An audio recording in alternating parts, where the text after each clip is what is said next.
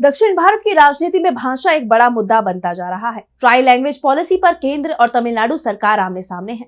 तमिलनाडु के मुख्यमंत्री MK. Stalin ने बीजेपी को सीधे चैलेंज दे दिया है। उन्होंने केंद्र सरकार पर दक्षिणी राज्यों पर हिंदी थोपने का आरोप लगाया है। लेकिन सवाल ये उठता है कि स्टालिन का ये चैलेंज बीजेपी के लिए कितना बड़ा सिरदर्द बन सकता है। क्या ये मुद्दा देश की राजनीति को नया मोड़ देगा? और सबसे अहम, क्या हिंदी विरोध पर दक्षिण भारत एकजुट हो रहा है?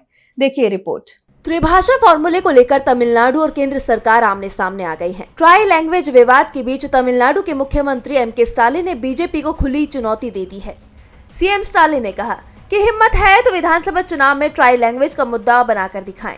एलकेजी स्टूडेंट पीएचडी होल्डर को समझा रही हैं।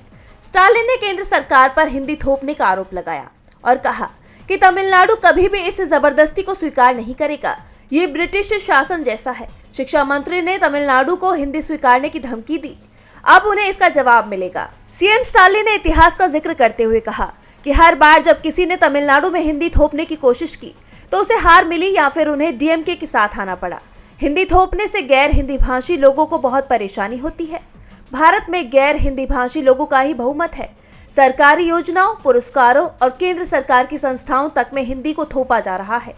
लोग आते हैं और चले जाते हैं, लेकिन जब हिंदी का वर्चस्व खत्म होगा तब भी इतिहास याद रखेगा कि डीएमके ने इसके खिलाफ सबसे पहले और सबसे मजबूती से लड़ाई लड़ी थी। वहीं गृह मंत्री अमित शाह की तरफ से इसका जवाब आया है। उन्होंने कहा कि स्टालिन ने तमिल के लिए कोई बड़ा काम नहीं किया। अब देखना ये होगा कि भाषा विवाद पर सीएम स्टालिन क्या रुख अपनाते हैं। डीबी लाइव की रिपोर्ट।